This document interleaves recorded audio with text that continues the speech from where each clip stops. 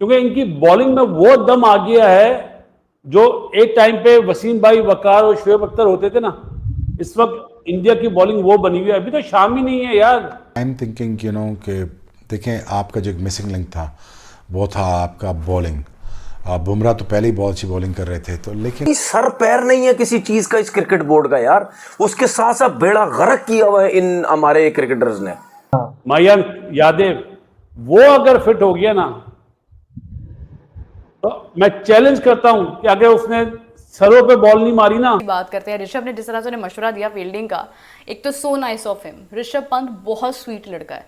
उसने जिस तरह से, मतलब कौन बताता है भाई ये कर लो, मतलब टीम रन्स कर रही है, बॉलिंग आउट करके दे रही है, फील्डर अच्छी फील्डिंग कर रहे हैं। I think this is unstoppable streak बनती जा रही है इंडिया के लिए। ये माउंट एवरेस्ट है भारत। इसको क्रॉस करने के लिए आपको बहुत ज्यादा खाने टिक करने पड़ते हैं, बहुत सारा दलेरी दिखानी पड़ती है। कॉम्बिनेशन क्या फॉर्म होगी जब रोहित शर्मा भी रन्स करेगा, विराट कोहली भी करेगा आने वाले टेस्ट मैच में, आने वाली सीरीज में। आप ही ने बोला ना कि 10 साल से ऑस्ट्रेलिया को जीतने नहीं दिया। किसने? इंडिया ने। अब मेरी ख्वाहिश है कि इंडिया इंग्लैंड को भी जाके मारे, न्यूजीलैंड को भी मारे और साउथ अफ्रीका से भी बराबर खेल कर आता इन्हें भी मारे।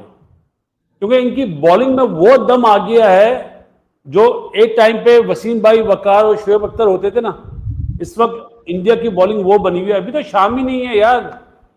शामी फिट हो गया 90% ऑलमोस्ट, लेकिन उसको शौक है कि मैं आ जाऊं मैच में। और जो मैं वो है ना, मयंक यादव, मायनक बड़ा मुश्किल नाम है, मयंक यादव वो अगर फिट हो गया ना, तो मैं चैलेंज करता हूं कि अगर उसने सरों पे बॉल नहीं मारी ना ऑस्ट्रेलियन बैट्समैन के, तो मेरा नाम बासित अली नहीं। जाओ, इतनी बड़ी बात बोल रहा हूं। वो इतना डेंजरस बॉलर है। उसका जो एक्शन है ना, आहा, मोहम्मद जाहिद जैसा नहीं था, वैसा बॉलर है। वो 158 से करता है और पेस कितना कमाल है। 158, और उसका बाउंसर भी एक्यूरेट है। मेरी बहुत बड़ी ख्वाहिश है कि उसको मैं टेस्ट मैच खेलते हुए देखूं ऑस्ट्रेलिया में। अल्लाह करे वो फिट हो जाए बस। सर पैर नहीं है किसी चीज का इस क्रिकेट बोर्ड का यार। उसके साथ साथ बेड़ा गर्क किया हुआ है इन हमारे क्रिकेटर्स ने। अब मुझे एक बात बताओ, बुमराह जब अनफिट हुआ था, ठीक है, यही अभी लेटेस्ट, ये वर्ल्ड कप से पहले की बात ही है ना, जब अनफिट हुआ था, जब बुमराह वापस आया था, तो क्या आपको कहीं ना कहीं बुमराह ऐसा नजर आया था इससे भागा नहीं जा रहा, इससे जोर नहीं लग रहा, इसका गेंद नहीं पहुंच रहा? रिकवरी देखा कितनी जबरदस्त हुई हो उसकी इंजरी की। पूरा टाइम दिया है, टाइम लो, आराम से अपनी फिटनेस को बेहतर करो, फिर उसके बाद प्रैक्टिस मैच खेला। हमारे लड़के क्या करते हैं? हमारा क्रिकेट बोर्ड, हमारे थके हुए थर्ड क्लास सिलेक्टर क्या करते हैं? जब लड़का जरा सा फिट होता है, उसको 2 4 6 ओवर नेट पे करवा के जी फिट हो गया, जी फिट हो गया। हमेशा आपकी फिटनेस 4 डे क्रिकेट में पता चलती है भाई। जहां आपने 3 3 4 4 स्पेल करने होते हैं, वहां पता चलता आपकी इंजरी की रिकवरी हुई है या नहीं, आप जोर मार रहे हैं या नहीं मार रहे। T20 और वनडे से नहीं पता चलता भाई। अब यही शामी है ना, शामी अनफिट हुआ हुआ ना, अब देखना शामी को किस तरीके से लाएंगे। ऐसे नहीं लेके आ जाएंगे शामी को, वो बहुत अरसे से अनफिट है। ये नहीं लेके आएंगे जी चले जी शामी ने फिट हो गया है, 2 4 ओवर नेट पे बॉलिंग की, चलो जी अब इसको इंडियन टीम से खिला दो। ऐसे नहीं होगा। उसको प्रॉपर 4 डे का मैच खेलने का मौका मिलेगा, उसको प्रॉपर मैच की प्रैक्टिस मिलेगी कि यार ये आप प्रैक्टिस करो, पूरा मैच खेलो, तब जाके आपको पता चलेगा। 2 2 3 3 फर्स्ट क्लास के मैच खेलो भाई। रिदम में आने में टाइम लगता है, तब उसकी सिलेक्शन होगी। और जब वो इंडियन टीम में वापस आएगा, हमें कहीं से फील ही नहीं होगा कि यार ये लड़का अनफिट था इतने अरसे से। ये मैं सिर्फ इंडियन की बात नहीं कर रहा, ये जिस मुल्क का तरीके का सिस्टम है, हर उस मुल्क में ऐसे ही होगा। सबसे थका हुआ थर्ड क्लास फारिग किस्म का सिस्टम है हमारे इस मुल्क का। ना ये पता होता है किस लड़के को किस टाइम खिलाना है, ना ये पता होता है जिसको इंजरी होती है उसकी रिकवरी किस तरीके से होनी है, ना ये पता है किस टूर्नामेंट की तैयारी किस तरीके से करनी होती है। मैं आपको शर्त के साथ कह रहा हूँ, इन्होंने लड़कों का बेड़ा गर्क कर दी है। यही लड़के जो इंग्लैंड के खिलाफ अभी खेलेंगे टेस्ट मैच के अंदर, आप देखना इनको फटीग इतनी ज्यादा होगी, इनके जिस्म इतने थके हुए होंगे, क्योंकि ये फ्रॉडिया किस्म का टूर्नामेंट फैसलाबाद में खेल के इनका वाटर लेवल इतना कम हो चुका होगा, इनके मसल्स में जान ही नहीं होगी। ओ भाई, ये मम्मी डैडी का गेम नहीं है ये। लेकिन अब मसला ये है कि पैसे से ज्यादा प्यार हो गया यार। दोस्ती यारियां उस टाइम पे भी थी, इस टाइम ज्यादा हो गई हैं। ये पैसे वाली डिबेट भी मुझे समझ नहीं आती। जितना इंडियन क्रिकेटर्स को पैसा मिलता है ना, हमारे वाले तो सोच भी नहीं सकते। एक आईपीएल से मिनट, खाली, हाँ जी, यही ठहर जाना। हाँ। जो ये जुमला बोला ना आपने, ये जुमला पाकिस्तान के क्रिकेटर बोर्ड वालों को ब्लैकमेल करते हैं कि हमें आप इतने पैसे दें। इंडिया में देखें, ड्रेविड को कोचिंग में इतने पैसे मिलते हैं, प्लेयरों को इतने पैसे मिलते हैं।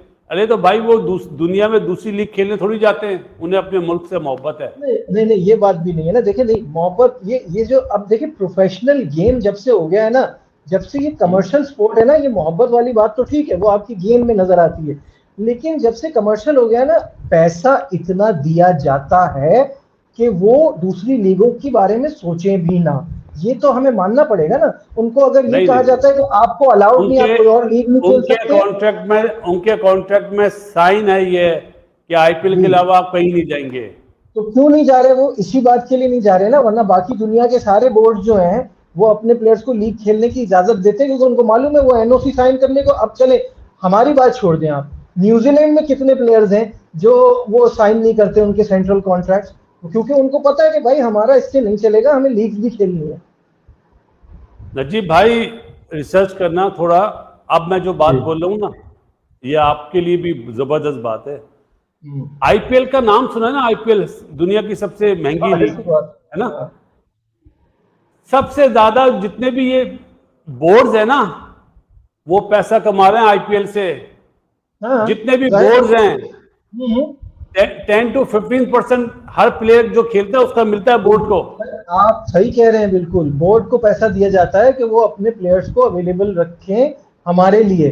बट कॉम्बिनेशन क्या फॉर्म होगी जब रोहित शर्मा भी रन्स करेगा, विराट कोहली भी करेगा आने वाले टेस्ट मैच में, आने वाली सीरीज में, तो किस किस को आउट करेंगे? कभी ऐसा ऑस्ट्रेलियन टीम के मतलब सोचते थे हम लोग 2000 में, 2002, 3, 10 तक, 11 तक, कि किस किस को आउट करें? तो आज इंडियन टीम को हर बॉलिंग लाइनअप, हर टीम सोचती है कि किस किस को आउट करें। जब ये रन्स कर लेंगे और केएल राहुल रन्स करेगा 6 नंबर पे आके, विराट कोहली, रोहित, तो वो वैसे ही मेंटली टीम गिर जाती है। क्योंकि हम लोगों ने ऐसे होता था कभी कभार जब ऑस्ट्रेलिया से खेलते थे, साउथ अफ्रीका से खेलते थे, जब उनकी बाउचर 7वें 8वें नंबर पे आता था। तो ये आजकल इंडिया की टीम बनी है सिर्फ क्या, अपनी प्लानिंग की वजह से, अपनी अप्रोच की वजह से। कोई पर्सनल एजेंडे नहीं थे इनके, तो इसलिए ये परफॉर्मेंस नज़र आई है। और हमारी तरह नहीं है कि हमारे पर्सनल एजेंडे होते हैं। अभी भी देख लें ये चीज़ें, चैंपियंस कप में ये चीज़ें ला के कितने प्लेयरों के साथ ज्यादती की है। और बात करते हैं ऋषभ ने जिस तरह से उन्हें मशवरा दिया फील्डिंग का, एक तो so nice of him. Rishabh Pant बहुत स्वीट लड़का है। उसने जिस तरह से, मतलब कौन बताता है भाई ये कर लो, मतलब फील्डिंग इसको पीछे कर दो भाई, और वहाँ पर वो मान भी रहे हैं उनकी बात। तो पहले तो ये यही से साबित होता है कि जो आपको सिखा रहे हैं वो आपसे हारेंगे तो नहीं ना। दूसरी जानिब भी है कि अब दूसरा टेस्ट जो है वो जारी होगा, कानपुर के अंदर होगा। मुझे बहुत सारे लोगों ने बताया कि वहाँ पर मौसम अच्छा है, बारिश के कोई आसार मौजूद नहीं है, तो मैच जो है वो लाजमी होगा। कोई इसमें खलल या कोई समझ लें कि गैप उसके अंदर नहीं आएगा, क्योंकि ये पहला मैच जिस अंदाज से, जिस कॉन्फिडेंस के साथ इंडिया ने विन किया, मैं देखो इंडिया हार ही नहीं सकता बांग्लादेश से, हो ही नहीं सकता, मतलब बनता ही नहीं है। एक ऑब्वियस सी चीज़ है कि इंडिया कैसे हार सकता है बांग्लादेश से। बांग्लादेश पाकिस्तान से भी नहीं जीत सकता था। ये अगर आज की टीम ये वो टीम होती जो कभी थी, जो रन्स बनाते थे, जो विकेट्स निकालते थे, तो इनके लिए एक शोएब अख्तर जैसा प्लेयर इस टीम में होता तो यही हाल जो इस वक्त इंडिया ने बांग्लादेश का किया है, शायद मैं कहती हूँ कि पाकिस्तानी बांग्लादेश का कर देता। लेकिन उसके लिए रन्स की भी ज़रूरत होती है। अगर आप देखें कि इंडिया ने अब इतने ज़्यादा रन्स ऑनबोर्ड बनाए थे और उस पर फिर विकेट्स के साथ जो वो मैच को संभाला है। अब एक जो प्रॉब्लम है, मुश्किल है, वो आगे कानपुर स्टेडियम के अंदर जो है वो होगी और एक बड़ा इम्तिहान होगा। Game, it's a team effort. इसी तरह आप जो है वन साइडेड मैचेस जीतते हैं ऑपोजिशन से, और उन ऑपोजिशन से जो दूसरी टीमों को वाइट वॉश करके आई हो, लेकिन जब वो भारत के खिलाफ भारत के अंदर खेलती हैं तो 3 सवा 3 दिन में मैच खत्म हो जाता है। ये माउंट एवरेस्ट है भारत, इसको क्रॉस करने के लिए आपको बहुत ज्यादा खाने टिक करने पड़ते हैं, बहुत सारा दलेरी दिखानी पड़ती है, आपका जो right foot all the time forward रखना है आपने।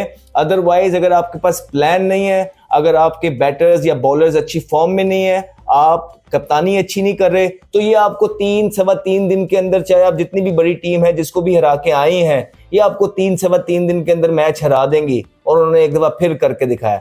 पॉजिटिव की हमने बात की थी कि गौतम गंभीर जब आए उन्होंने बोला कि उन्होंने वो टर्निंग स्पिन ट्रैक के अलावा भी अपनी स्ट्रेंथ बढ़ानी है। और इस मैच के अंदर ना सिर्फ ये पॉजिटिव था कि बड़े प्लेयर नहीं चले और नीचे लोअर मिडिल ने आके जो है ना परफॉर्मेंसेस की हैं, एक ये भी था कि ये मैच टर्निंग ट्रैक पे नहीं हुआ जिसका पूरी दुनिया में ढंढोरा पीटा जाता है, जिसका पूरी दुनिया में ये बोला जाता है कि भारत तो चले गए हैं और ये पिच जो है अंडर प्रिपेयर है। ऐसा ये नहीं था, ये एक अच्छा जिपी ट्रैक था जिसमें बैट्समैन के लिए भी बहुत सारी चीजें थी और बॉलर्स, फास्ट बॉलर्स के लिए भी चीजें थी जो कि यूटिलाइज की हिंदुस्तान के बॉलर ने। और चौथी इनिंग में उनके स्पिनर्स ने आउट किए, 2 के बड़ा टर्न नहीं हो रहा था। तो ये एक नई चीज है, वो इनहेंस कर रहे हैं, अपनी स्ट्रेंथ बढ़ा रहे हैं, अपने आप को एक डायमेंशन का वो जो है ना टीम नहीं रखना चाह रहे हैं, हर कंडीशन में वो अपना राइट फुट फॉरवर्ड रखना चाहते हैं, उस तरह के मैचेस खेलना चाहते हैं ताकि जब तक खेलेंगे नहीं उस तरह की पिचेस में, होम में भी जिस तरह की अभी ये खेले हैं, तो उनको पता भी नहीं लगेगा कि क्या चीज वो ठीक कर रहे हैं, क्या चीज वो गलत कर रहे हैं। ये अच्छी टीम करती है कि कोई वो नया एक्सपेरिमेंट भी करती है तो उसमें भी वो जीत जाती है, और जीत के फिर आप जो है ना अपनी गलतियों पे फिर से खामियां करते हैं। ऐसा नहीं है कि भारत ने सारी चीजें ठीक की, भारत की तरफ से भी गलतियां हुई होंगी, वो उनका स्टाफ बैठ के जो है पॉइंट आउट कर रहा होगा और वो उस पर काम करेगा। तो नेक्स्ट टाइम जब ये इसी तरह के पिच पे मैच खेलेंगे, इनको पता होगा कि हाँ लास्ट टाइम इस तरह हुआ था, अब हमने ये नहीं करना। That's how you get better and better. World champion पे नंबर 1 पोजीशन पे खड़े होने के लिए you got to do lot of things right, और भारत उस ट्रैक पे है। भारत जो है ना सिर्फ टेस्ट जो है ना टॉप कर रहा है, उनकी वनडे की टीम, उनकी T20 की टीम, उनके यंगस्टर्स, उनके सीनियर प्लेयर्स सारे बहुत कॉम्पैक्ट लग रहे हैं। एक बड़े अच्छे डगर पे उनकी क्रिकेट चल रही है और बड़े अरसे से चलती आ रही है। अभी वर्ल्ड कप भी जीते हैं, वर्ल्ड कप की आपके सामने था, जबरदस्त परफॉर्मेंसेस थी। इस तरह हर वर्ल्ड कप में वो बड़ी जबरदस्त परफॉर्मेंस देते हैं। पिछले 10-11 सालों से ये हो रहा था कि फाइनल में, सेमीफाइनल में उनको एक टीम पड़ जाती थी, वो मैच हार जाते थे, लेकिन जब भी खेले हैं, जितना खेले हैं, हॉट फेवरेट खेले हैं, ये एक उनकी जो है ना क्लास रही है। तो एक माइटी फोर्स बन के सामने आई है हिंदुस्तान और भारत का। अगर हम जिक्र करेंगे तो अब देखना यह है कि बांग्लादेश अगले मैच में क्या अपनी गलतियों से सबक सीखता है, क्या उनके जो बैट्समैन हैं, वो जो शॉर्ट सिलेक्शन लिटन दास की थी, वो इस तरह के जो सीनियर बैट्समैन अवे खेल गए उनके, जिस तरह मुशफिकुर भी गए, क्या वो इस पे काम करके आएंगे। तो हेलो दोस्तों, कैसी लगी आपको ये वीडियो? अगर आपको ये वीडियो पसंद आई है तो इस वीडियो को लाइक, शेयर, सब्सक्राइब करना ना भूलें। जैसा कि हमने इस वीडियो में देखा कि कैसे जो शुभमन गिल है और ऋषभ पंत, उन्होंने शतक लगाया और इंडिया की जो सेकंड इनिंग है उसमें उन्होंने स्कोर जो लीड है वो 500 रन से भी ज़्यादा की पहुंचा दी। पाकिस्तानी मीडिया यही बात कर रही है कि कैसे जो शुभमन गिल और जो ऋषभ पंत ने बैटिंग करी है वो वर्ल्ड क्लास थी। ऋषभ पंत के जो शॉट थे वो तो इतने यूनिक और मज़ेदार थे कि वह पाकिस्तान के अंदर कोई प्लेयर मारने की सोच भी नहीं सकता। ऋषभ पंत के ऊपर शोएब अख्तर और बाकी जितने भी पैनलिस्ट है, बासित अली ने बात करी। उन्होंने बताया कि कैसे जो ऋषभ पंत है वो सबसे हट के प्लेयर है, और बासित अली ने तो उनका कंपेयर वीरेंद्र सहवाग से भी कर दिया। कैसी लगी आपको ये वीडियो? हमें कमेंट सेक्शन के अंदर ज़रूर बताइए कि क्या आपको सच में लगता है कि ऋषभ पंत वीरेंद्र सहवाग के बराबर है बैटिंग करते हैं, या वीरेंद्र सहवाग उनसे कई ज़्यादा अच्छे थे। साथ ही के अंदर हमारी वीडियो को लाइक करना ना भूलें और चैनल को। तो हेलो दोस्तों, कैसी लगी आपको ये वीडियो? अगर आपको ये वीडियो पसंद आई है तो इस वीडियो को लाइक, शेयर, सब्सक्राइब करना ना भूलें।